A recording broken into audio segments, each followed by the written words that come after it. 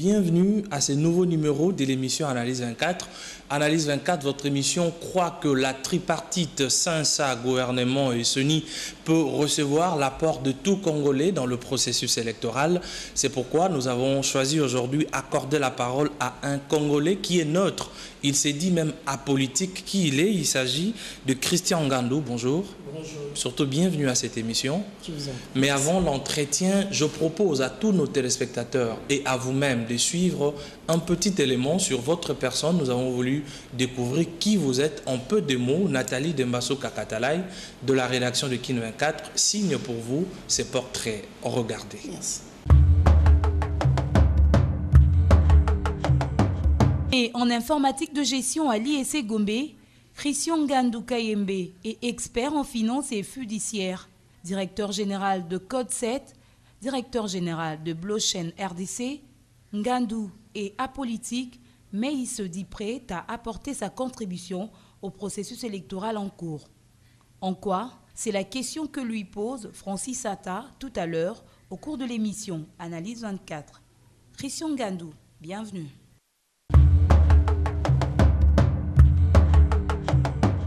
C'est déjà dit, bienvenue une fois de plus au cours de cette émission.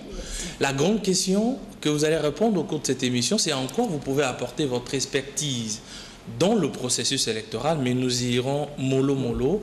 Vous êtes apolitique, n'est-ce pas? Oui, nous sommes apolitiques. D'accord, mais vous regardez la scène politique congolaise comme oui, intellectuel. Évidemment, en tant que tout Congolais, quelqu'un a dit que personne ne peut s'écarter de la scène politique. Donc, tout ce qui est politique, on a un regard dessus, obligatoirement. Alors, vous avez de l'expertise, mais vous avez étudié ici, en RDC. Vous êtes directeur général de Blockchain RDC. C'est d'abord quoi, le blockchain?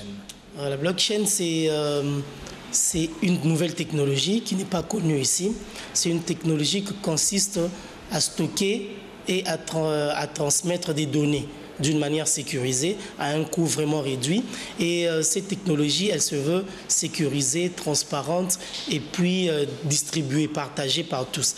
Et ce système fonctionne sans organe central. Alors, sécurisée, transparente, vous dites c'est une innovation, c'est créé quand? La blockchain, à vrai dire, a été créée par rapport à tout ce qu'on a connu en 2007 et 2008 par rapport à la crise financière. Et par là, on avait un problème de données. Il y a plusieurs banques qui ont eu à fermer. Et par après, il y a eu un groupe de gens qui sont restés anonymes, qui ont eu à créer un système où on n'aura plus à dépendre à une entité centrale, par exemple, où les données seront partagées par plusieurs personnes à travers le monde, où on n'aura pas une centrale à retenir les données ou par exemple qui pourraient être piratées au risque de causer encore des problèmes sur le plan mondial. Donc ces groupes de personnes, d'autres personnes disent que c'est un certain Satoshi Nakamoto, mais sinon ce qui est plus important, ce qu'eux ils ont ramené par rapport à la technologie. Et plusieurs experts au niveau du monde disent que c'est une nouvelle révolution de la technologie à part après la révolution d'Internet.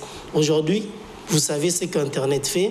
Et déjà là, on dit que la blockchain est la seconde révolution après Internet. Alors, vous parlez des personnes anonymes qui ont créé la blockchain.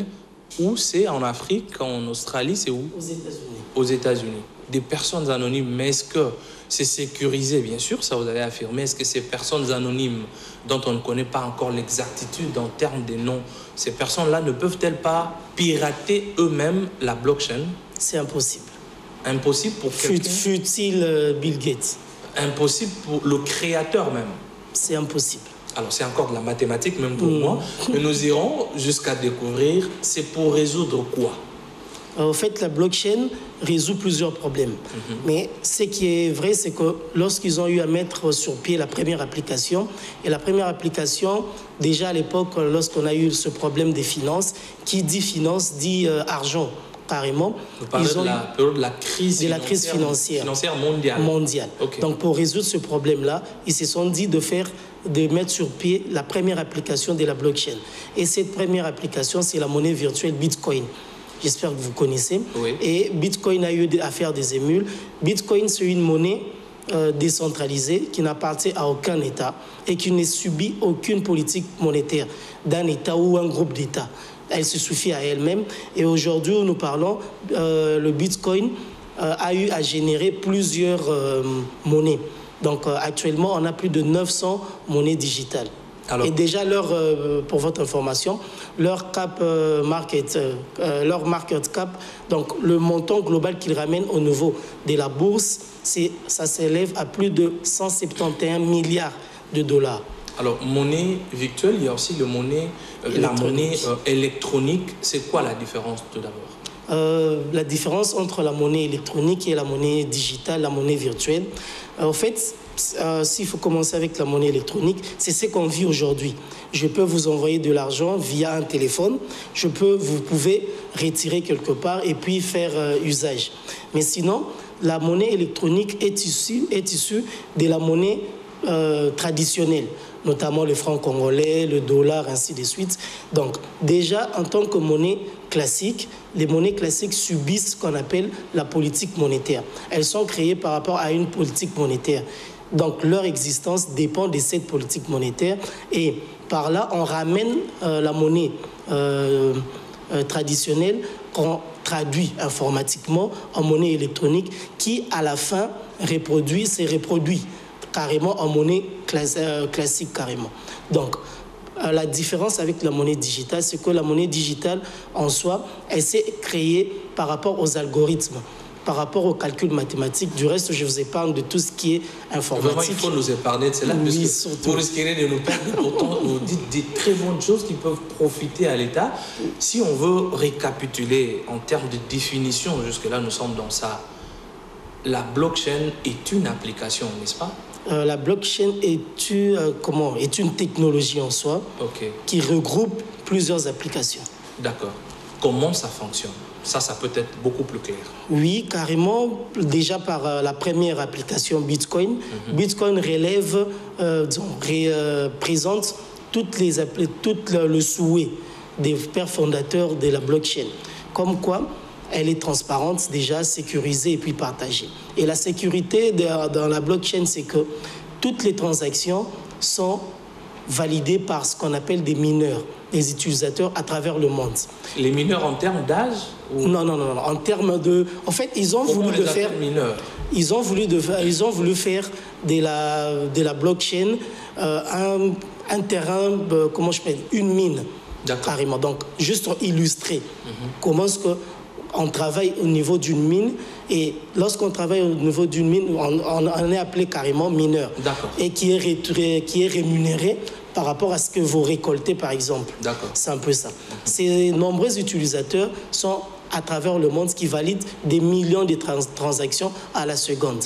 Et aujourd'hui, il y a ce qu'on appelle des usines et des grosses usines à travers le monde. Et les plus grosses usines, c'est au niveau de la Chine, qui sont là nuit et jour en train de miner ce qu'on appelle les transactions à travers le monde. Et la sécurité, c'est que chaque transaction est tenue par tous ces mineurs-là qui valident les transactions. Par exemple, vous m'envoyez 100 €, par exemple. Et ces mineurs vérifient à ce que vous avez effectivement 100 € dans votre compte. Et la transaction peut se faire. Aujourd'hui, pour votre information, il y a des plateformes et des grosses plateformes comme eBay, comme Amazon, qui acceptent aujourd'hui les monnaies digitales comme moyen de paiement. Donc, eux, ils sont là uniquement pour miner ces transactions. Une fois que votre transaction est validée, ces transactions sont stockées dans un bloc, ainsi de suite. Et ces blocs sont reliés par des chaînes. Mais sinon, tant bien même qu'il peut y avoir un intrus, par exemple un pirate, qui voudra pirater un bloc, normalement, tous ces utilisateurs seront au courant. Peut-être vous pouvez me poser la question, comment est-ce qu'ils arrivent à intercepter les transactions? Comment est-ce qu'ils arrivent à détecter les transactions? C'est simple. Google aujourd'hui a des grosses machines qui récupèrent dans les sites, au niveau de la toile, ils récupèrent les mots-clés. Vous avez par exemple, si je peux le dire par exemple, Kin24. Vous tapez Kin24 sur le moteur de recherche de Google. Vous allez retrouver tous les articles sur Kin24. Néanmoins, Google ne crée aucun article. ne fait que récupérer les mots-clés. C'est aussi pareil pour les mineurs. Ils sont là pour capter les transactions via, par exemple, un logiciel, par exemple Oracle. Donc, je vous épargne vraiment de tout ça là. Vous épargnez. Vraiment. Moi, je suis très pressé à découvrir une chose. Vous nous enseignez pratiquement. C'est quelque chose de très bien présenté, mais une nouveauté. Je découvre moi-même sur ce plateau de télévision d'autres choses, à part celles dont je me suis efforcé à me documenter à la veille de cette émission. Mais où est-ce que vous avez appris ça? Là, déjà, vous avez étudié ici à l'IEC Gombe? Oui. D'accord. Mais sinon, c'est par rapport à mes recherches personnelles. Et déjà, là, il y a quelques temps, j'ai été contacté par des Américains au niveau des États-Unis dans l'état de pirater la RDC. Ils ne veulent pas pirater, surtout pas. Mais sinon, qui comptent dans les années à venir venir investir dans ce qu'on appelle les crypto-monnaies, les monnaies digitales. Ils ont leur propre monnaie et par là, il y a eu un Congolais que je salue, Papa Mounibatou, qui est venu, qui m'a intéressé dessus. Et lorsqu'il m'a intéressé, je me suis dit carrément qu'on puisse leur présenter quelque chose de concret, parce que la réalité des États-Unis n'est pas notre réalité. Oui, le monde évolue. Tôt ou tard, nous allons s'imprégner des monnaies digitales, par exemple, qui proviennent de la blockchain en soi. Donc, je leur ai dit, on doit tenir compte de notre réalité. Et par après, on s'est convenu. Mais j'ai eu à prendre connaissance de la blockchain par là. Je me suis dit, tant mieux travailler la blockchain en soi, qui est une technologie vraiment vaste, et par après, baliser un terrain pour ramener tous ces investisseurs ici, à la longue. Alors, vous avez appris en ligne? En ligne, oui, j'ai suivi des cours en ligne. Vous avez appris tout ce que vous nous expliquez en ligne? Oui, en ligne. Et vous êtes prêt à assumer, à apporter cette technologie ici au pays? Tout à fait. D'accord. Nous sommes en plein processus électoral. Je vous ai laissé le temps de définir afin que nos téléspectateurs du monde entier, dans cette démarche pédagogique, découvrent ce que c'est la blockchain. Alors, je vous pose une question directe. Est-ce que cette technologie peut-elle apporter quelque chose dans le processus en cours? Oui, je vous affirme et confirme que la blockchain sécurise les élections. La blockchain sécurise les élections. Corneille Nangaa est en train de vous suivre. Pas de problème.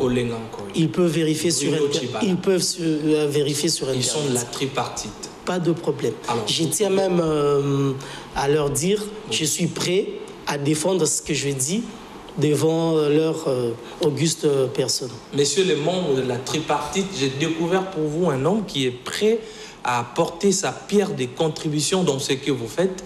Découvrons ensemble, vous avez dit, vous pouvez apporter quelque chose dans le processus en cours. Oui. Comment? Au fait, il faudra déjà remonter un peu le temps. Dans quel sens? Il y a M. Corneille Nangaa qui a ramené les kits semi-électoraux. Donc déjà, de notre côté, blockchain R2 Congo, ça nous arrange parce que la blockchain, c'est purement informatique. Et le courant de la blockchain, c'est Internet. Carrément, pas d'Internet, pas de blockchain. Et vu qu'on aura Internet à jamais, la blockchain survivra aussi à jamais. Sur ce, ils nous ont ramené les kits électoraux électroniques, tant mieux. Mais sinon, au niveau de la classe politique, ça pose problème. Et moi, je pense que M. Corneille Nangaa a ramené ce projet au mauvais moment. Parce que le climat politique n'est pas vraiment sain. Mais tant mieux, nous sommes appelés à évoluer sur tous les plans. Et déjà, à ramener ce projet des kits électoraux électroniques, c'est prouvé à travers le monde que ça coûte moins cher, la compilation et tout ce qu'il argumente sur ces produits-là, c'est vrai. Tout ce que Nangaa dit est vrai. C'est vrai, oui. Vous êtes technocrate, n'est-ce pas? Oui. Vous n'êtes pas dans cette guerre politicienne. Surtout vous n'êtes pas. Ni de l'AMP, ni de l'opposition, moins encore d'un courant de la société civile. Surtout pas. Mais vous affirmez sur mon plateau de télévision que tout ce que Nangaa dit est vrai. Est vrai. D'accord. Mais néanmoins, le problème réside au niveau de la sécurité. Donc, là, sur ce que Nangaa dit est vrai, oui. mais il faut une dose de sécurité dans ce qu'il fait. Et la dose de sécurité, c'est ce que vous nous apportez. Oui, la blockchain. Ah, là, la chose paraît maintenant plus intéressante. Oui, donc la blockchain sécurise les élections parce que déjà par rapport à ses caractéristiques, elle se veut sécuriser. Tout ce qu'on aura comme vote, vu que ça sera électronique, la base des données de la CENI sera stockée au niveau de la blockchain. Et par après, au cours des élections, une fois que vous cliquez, par exemple, Monsieur Atta, vous cliquez, vous votez, par exemple, pour un candidat X pour les présidentielles, votre nom est supprimé sur la base des données de la blockchain. C'est automatique. Automatique. Et votre vote est considéré comme une transaction qui sera validée par des millions d'utilisateurs, donc les mineurs. Et dès que vous cliquez, vous ne pouvez plus revoter d'une manière ou d'une autre. Si on peut peut-être pirater les kits électoraux, mais néanmoins, en ce qui concerne M. Atta, vous n'allez plus voter, carrément. Parce que ces utilisateurs vont d'abord se rassurer si vous êtes dans les fichiers électoraux, et puis voir si vous votez. Et une fois que vous votez, c'est fini. Donc on aura déjà un problème résolu, un problème de bourrage d'urnes qu'on a connu en 2011. On a retrouvé par exemple 120% de votants, par exemple, dans certains territoires. Ce sont des choses aberrantes. Mais sinon, on évolue et on cherche à changer les choses. Et de deux, le côté transparent de la blockchain ramène aussi les élections transparentes. Dans quel sens? Par exemple, si vous allez, en ce qui concerne la monnaie Bitcoin, vous allez vous taper blockchain.info, vous allez voir toutes les transactions en Bitcoin à travers le monde en temps réel. En temps réel, les téléspectateurs peuvent vérifier. Ils vont voir comment est-ce que les transactions se déroulent à la seconde. On peut aussi le faire pour les élections. Néanmoins, on aura au moins une garantie, une assurance que, par exemple, pour les élections présidentielles, il y a tel monsieur qui a gagné ou une telle dame qui est passé président, en attendant que la CENI et la Cour suprême viennent valider et puis transmettre les résultats. Néanmoins, au niveau de la population, on aura déjà une idée brève qu'il y a monsieur X qui a peut-être gagné, qui a gagné carrément, et la CENI viendra seulement publier. Alors, monsieur Christian Ngandou, est-ce que vous savez que tout ce qui est nouveau en RDC, on a tout de suite l'idée, la tendance à rejeter. Alors, je ne dis pas qu'on va rejeter ce que vous dites, mais je reviens à une des choses que Nang a proposé aux Congolais, qui a pratiquement été pas rejeté au sein de l'AMP, qui a expérimenté, mais du côté de nos amis de l'opposition. C'est le vote électronique. Vous, aujourd'hui, vous parlez du blockchain, où vous êtes directeur général du blockchain section RDC. Question directe. Vous êtes technocrate. Est-ce que le vote électronique sécurise? Est-ce qu'il y a des avantages?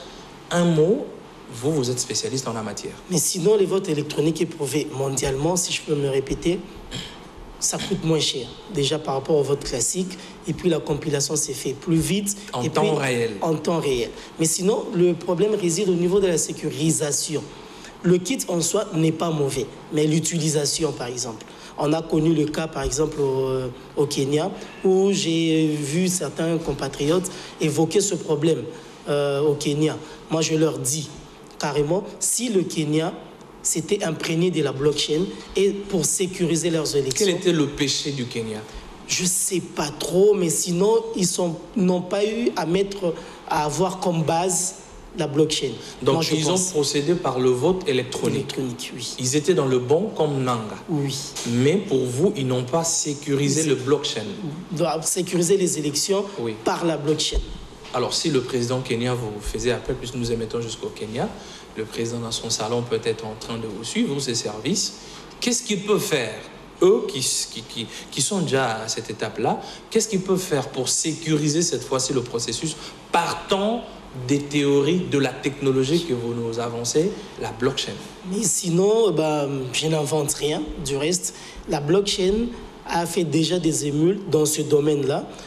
Si vous allez par exemple en France, les élections passées, on a expérimenté la blockchain, mais c'était au niveau seulement des primaires. Parce qu'eux commencent d'abord au niveau des primaires et puis ils montent. Vous allez par exemple dans un pays comme l'Estonie. L'Estonie sécurise ses élections sur la blockchain. Vous n'entendrez jamais des problèmes comme au Kenya. Jamais. Mais eux, ils sont plus avancés. Ils utilisent le vote électronique et le vote en ligne. Ce qui est encore plus compliqué, le vote en ligne. Il existe aussi le vote en ligne. Oui, il y a le vote en ligne. Mais je pense que ce n'est pas le moment de l'appliquer ici, surtout pas. Avec déjà le climat qu'on a. Mais sinon, déjà, eux, ils utilisent le scrutin électroniquement et en ligne, par exemple.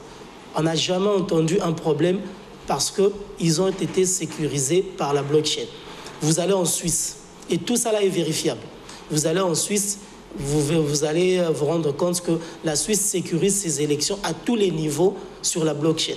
On ne va jamais entendre en Suisse avoir un problème comme au Kenya, par exemple. Vous allez en Ukraine, c'est pareil. Au fait, pour citer seulement ces pays-là, et tout ce que je raconte sur ce plateau est vérifiable.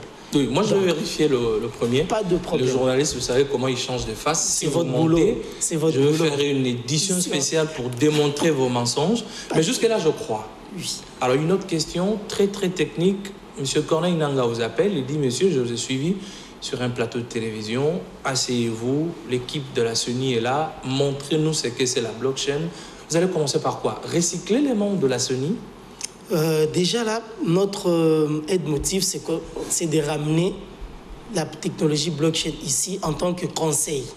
Okay. D'abord, et par après, dès qu'on aura assez de fonds, c'est appliquer plusieurs exigences de la blockchain ici et l'expérimenter ici. Mais néanmoins, nous commençons en tant que conseil en blockchain. Je lui dirai clairement que la blockchain sécurise les élections.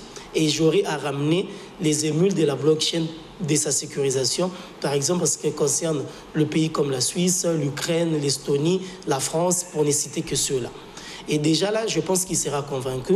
Maintenant, le problème sera la mise en œuvre, peut-être. Est-ce possible de recycler la CENI pour s'imprégner de cette technologie? Oui, pour votre information, nous sommes en partenariat avec des sociétés au niveau, par exemple, en fait, en Europe. Okay. Je mettais les noms parce que nous sommes en plein processus d'établir. Sinon, vous allez briser le marché. Hein? Oui. D'accord, je vous le concède. Pas de problème. Alors, si jamais la CENI vous faisait appel, vous allez recycler les membres de la CENI. Est-ce possible? Ils peuvent apprendre en peu de temps? Ils peuvent apprendre en peu de temps, oui. En combien de temps, par exemple? Mais sinon, il y a deux volets. Okay. Il y a le volet superficiel, ce qu'on dit ici, et il y a le volet technique. Ce qu'on dit ici est encore superficiel. Superficiel en tout cas, vous ne quittez pas ce plateau si vous ne me dites pas ce qui est technique. Je suis à la recherche de l'info. Mais sinon, si on se base sur la technique, les auditeurs, les téléspectateurs et vous-même, vous n'allez rien comprendre. Absolument rien. Mais vous pouvez quand même nous amener, comme vous avez fait tout au début de cette émission, de manière très pédagogique, dire que je peux expliquer ça à la CENI, je peux vous aider à faire ça. Par exemple, créer par exemple un lien. Déjà, la blockchain, elle se veut transparente. Créer un lien où tout le monde se rendra compte des résultats en temps réel. Ok. C'est une pratique. Mais sinon, je parle vraiment le côté technique. Mais il y a deux volets, le côté dont nous parlons ici et puis le côté technique. Sur le côté technique, on pourra voir comment on pourra travailler dessus.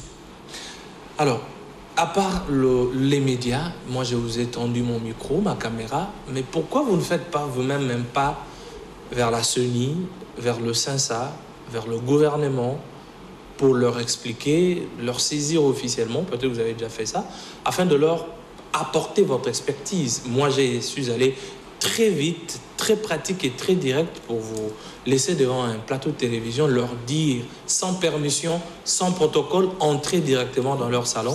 Mais pourquoi vous-même, vous n'allez pas vers eux? Mais sinon, c'est par rapport à un plan qu'on a déjà.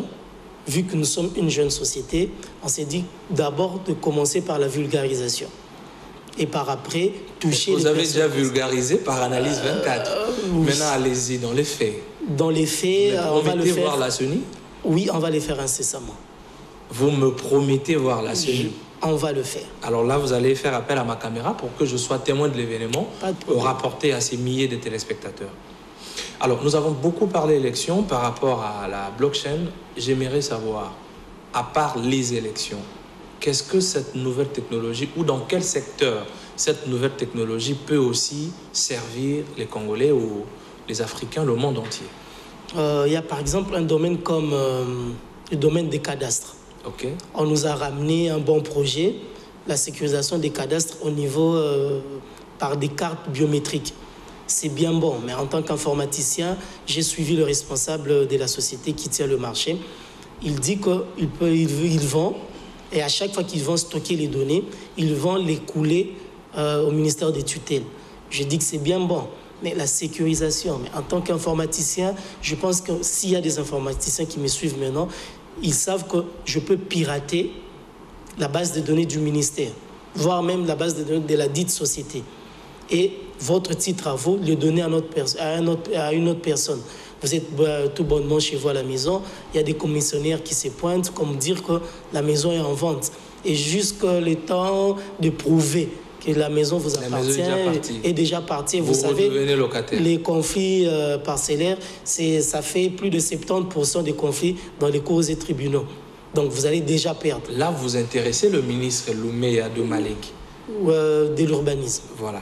Oui. Ah, voilà, c'est plutôt le secteur de l'urbanisme et habitat. Oui. D'accord. Okay. Mais sinon, la blockchain peut sécuriser les cadastres. Et déjà, aux États-Unis, ça s'expérimente. Et en Afrique, ce qui m'a plus étonné, le premier pays à avoir sécurisé, ils sont en train de le faire, à avoir sécurisé le cadastre au niveau de la blockchain, c'est le Ghana.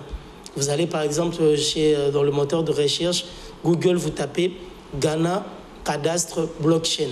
Vous allez voir tous les articles. Donc, ceux qui ont ramené ce projet au niveau du Ghana, c'est juste un groupe de jeunes qui se sont constitués en start-up et qui ont de l'expérience aussi, qui ont eu à s'imprégner de la blockchain, qui ont présenté le projet au niveau de l'État ghanéen. Et maintenant, là, nous parlons, c'est le premier pays au monde qui expérimente la blockchain pour la sécurisation des cadastres, des titres fonciers. Et à part le cadastre, on a par exemple l'enseignement. Comment ça?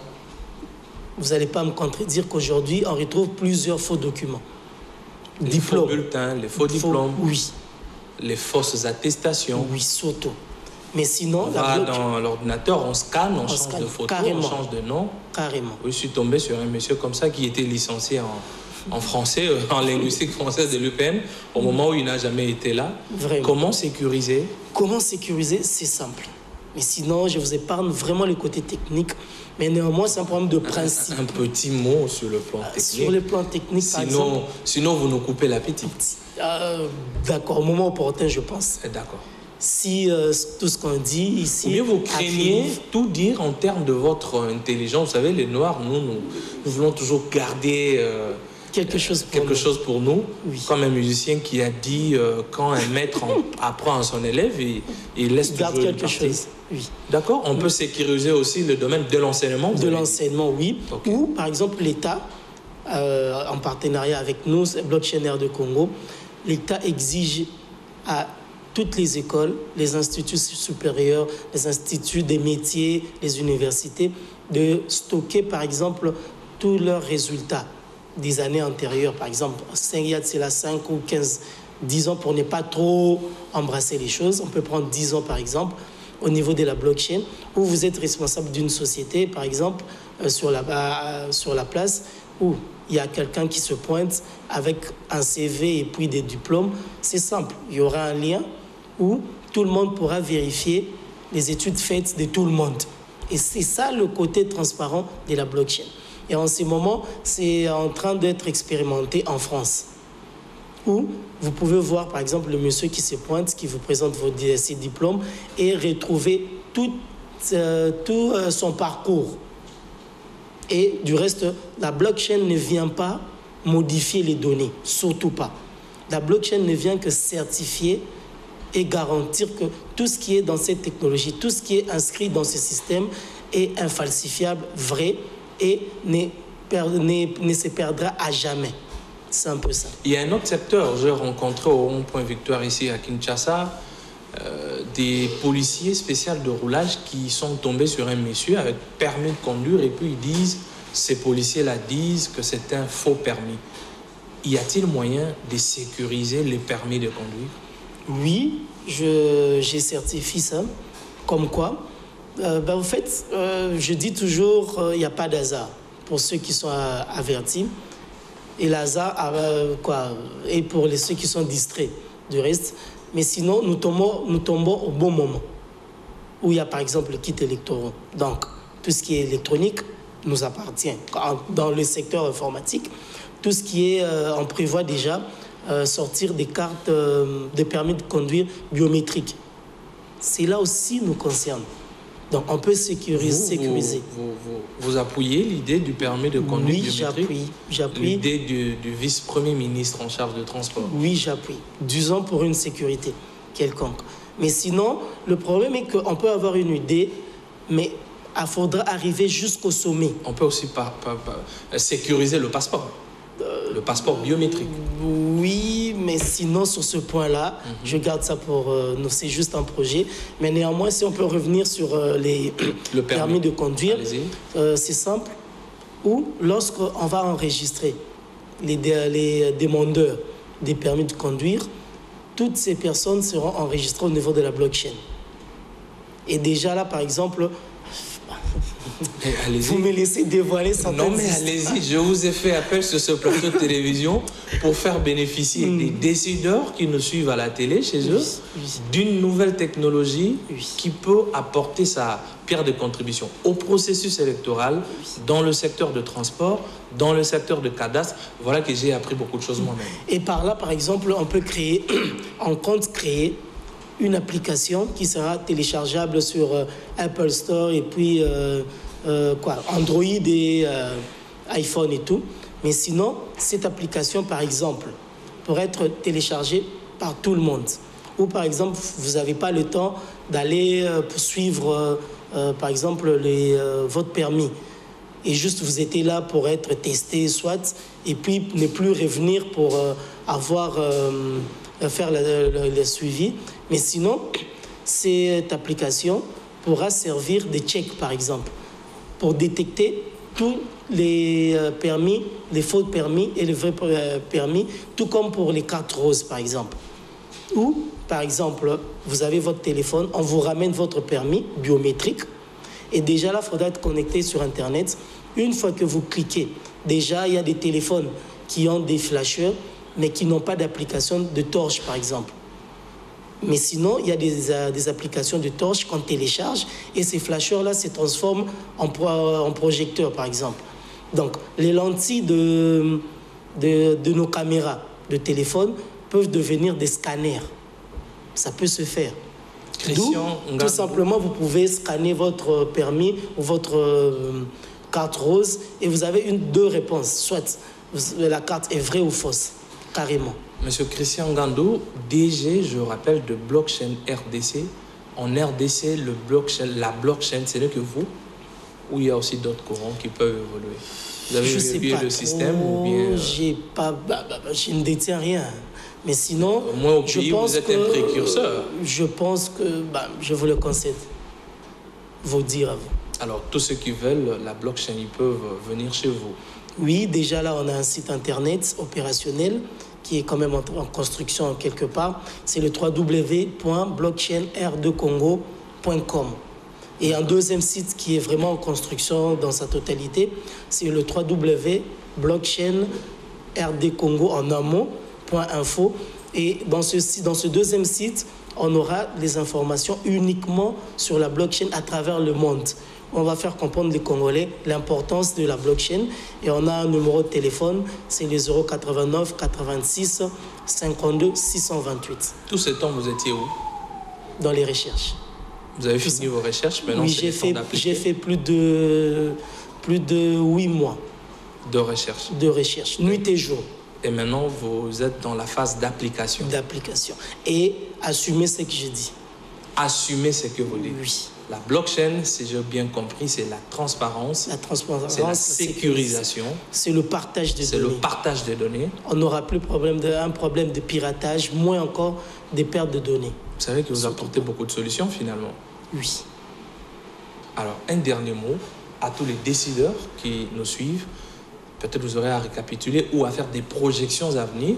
Oui. Ou encore un autre aspect de choses que j'ai peut-être pas eu la présence d'esprit pour épingler. Libre à vous, cet objectif est à vous. Un dernier mot et on se quitte.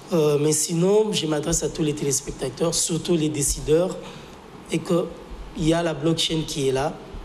malheureusement, ou soit heureusement pour nos blockchainers de Congo, nous avons eu à le remarquer, disons, à s'imprégner de la technologie et ramener ça ici au niveau du pays.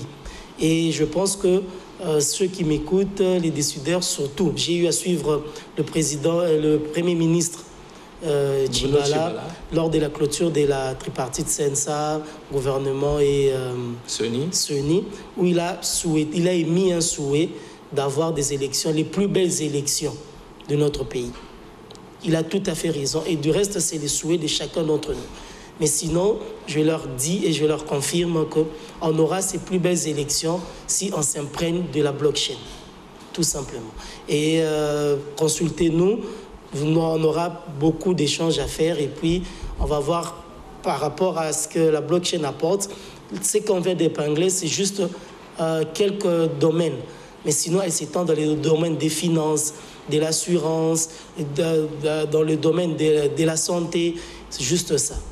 Monsieur Christian Ngandou, c'était un réel plaisir partagé de vous recevoir sur ce plateau. Rares sont des émissions où j'apprends moi-même. Ça, je me suis documenté, oui, pour être à la hauteur. Vous n'êtes pas le seul. Au même plan que vous, mais vous m'aviez beaucoup enseigné, je vous remercie. Mais vous me promettez de revenir. Pas de problème. Quand vous avez de nouvelles recherches ou quand il y a des questions d'actualité, de part au processus électoral, comme ailleurs, où les décideurs auront bien besoin de vous.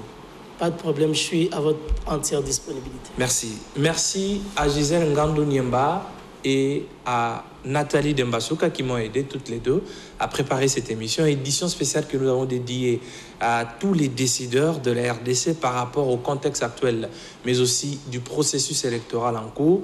Voilà un jeune qui sort hors du commun, qui n'est pas aligné par rapport aux guerres politiciennes, mais qui peut apporter sa pierre de contribution à la politique de son État, plus précisément au processus électoral en cours. Prochain rendez-vous, mercredi, 22h juste, jeudi, 11h juste. Au revoir.